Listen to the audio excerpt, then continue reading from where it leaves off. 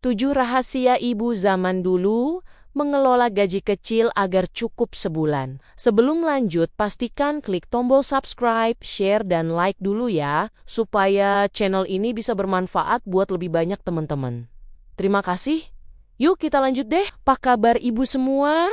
Moga sehat-sehat terus ya. Sekarang ini rasanya gaji masuk cuma mampir sebentar, lalu pamit tanpa pamrih. Harga kebutuhan naik pelan-pelan tapi konsisten.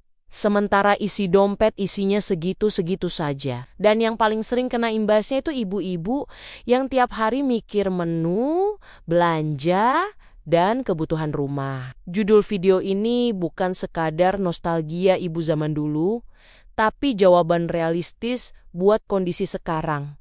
Karena anehnya, di tengah hidup makin modern, justru cara lama yang bikin napas keuangan rumah tangga tetap panjang. Pembahasan ini penting karena yang sering salah paham itu bukan penghasilannya, tapi cara mengelolanya. Banyak ibu merasa gagal hanya karena gaji kecil. Padahal, ibu-ibu dulu juga hidup dengan keterbatasan yang sama.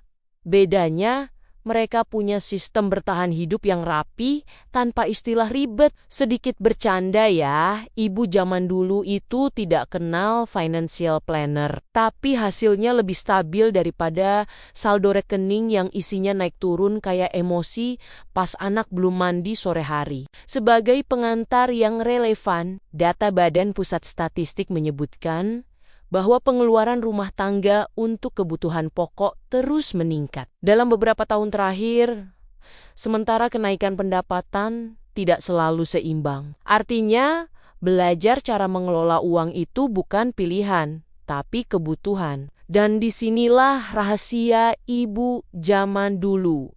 Jadi sangat masuk akal untuk dibahas sekarang, karena cukup itu bukan soal besar kecilnya gaji, tapi bagaimana caranya bertahan sampai akhir bulan dengan hati tetap tenang. Rahasia pertama itu sebenarnya sederhana, tapi sering bikin kita kalah sebelum perang. Ibu zaman dulu benar-benar kenal dapurnya sendiri. Mereka tahu persis isi lemari, isi toples, sampai sudut rak yang jarang dibuka, beras tinggal berapa genggam, masih kebayang. Gula tinggal segini sudah kerasa di tangan. Makanya mereka jarang belanja double dan jarang drama buang bahan basi. Beda sama kita yang kadang buka kulkas sambil mikir ini siapa yang beli, ujung-ujungnya dibuang sambil ngelus dada dan ngomel pelan. Rahasia kedua, masak bagi ibu zaman dulu itu bukan soal menu estetik, tapi soal bertahan hidup dengan senyum. Satu bahan bisa jadi 3 hari cerita. Hari ini digoreng, besok ditumis, hari lusa jadi makanan berkuah, anak-anak makan tetap lahap, dan bapak tetap bilang enak, walau rasanya ya mirip-mirip juga. Di situ ilmunya, bukan pelit tapi kreatif. Bukan miskin ide tapi kaya akal, sementara kita sekarang kadang baru hari kedua sudah bilang bosan. Dan akhirnya jajan lagi. Rahasia ketiga, belanja itu pakai rasa takut kehabisan uang, bukan takut kehabisan promo. Ibu dulu ke pasar sambil mikir ini cukup sampai akhir bulan tidak ya. Bukan mikir diskonnya lumayan ya. Jadi yang dibeli itu yang benar-benar dibutuhkan dapur. Bukan yang bikin hati senang sesaat. Mereka lebih takut dompet tipis di tanggal tua daripada ketinggalan harga murah. Dan lucunya, justru karena itu uangnya lebih awet. Rahasia keempat, ibu zaman dulu jago banget nunda keinginan, pengen beli ini, pengen beli itu. Tapi ditahan dulu. Sambil bilang dalam hati, nanti saja kalau ada lebih.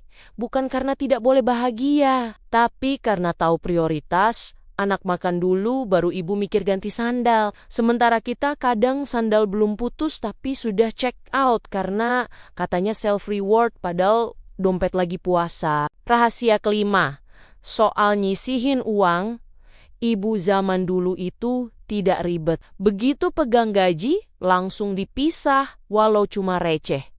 Bukan nunggu sisa yang seringnya tidak pernah ada. Mereka percaya yang sedikit tapi konsisten itu lebih nyata daripada rencana besar tapi cuma di angan. Dan anehnya, uang yang disimpan di awal itu rasanya lebih segan buat dipakai. Kecuali memang darurat. Rahasia keenam, Ibu zaman dulu jarang banget membandingkan hidupnya dengan orang lain. Tetangga beli lemari baru ya, silakan. Yang penting di rumah sendiri masih bisa makan bareng. Mereka tidak merasa kalah hanya karena tidak ikut tren, fokusnya satu keluarganya aman dan tenang. Tidak ada tuh istilah beli karena takut ketinggalan. Yang ada mikir, jangan sampai anak nanya besok makan apa. Rahasia ketujuh, yang paling susah ditiru tapi paling kuat pengaruhnya. Ibu zaman dulu itu jago bersyukur, masakan sederhana dimakan dengan rasa cukup, rumah kecil dirawat dengan cinta, uang sedikit dijaga dengan hati.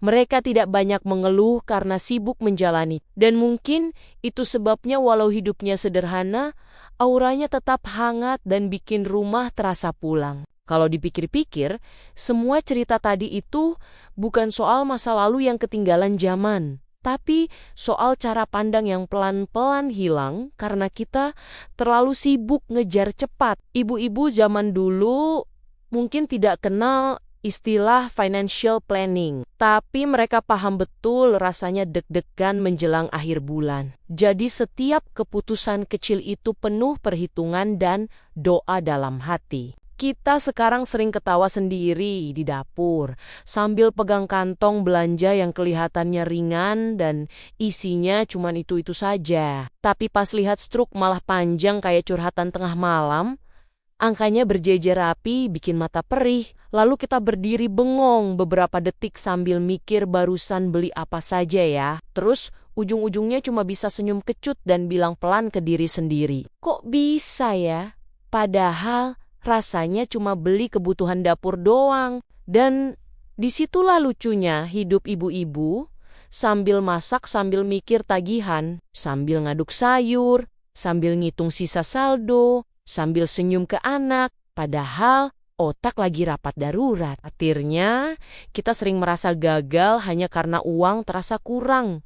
Padahal mungkin kita cuma sedang belajar versi baru dari cukup. Ternyata jadi ibu itu bukan tentang dompet tebal, tapi tentang kepala dingin dan hati yang tidak panik. Jadi sebelum masuk ke penutup nanti, tarik napas sebentar, senyum sedikit, dan tepuk pundak sendiri pelan-pelan. Kalau hari ini masih berjuang, itu bukan tanda lemah.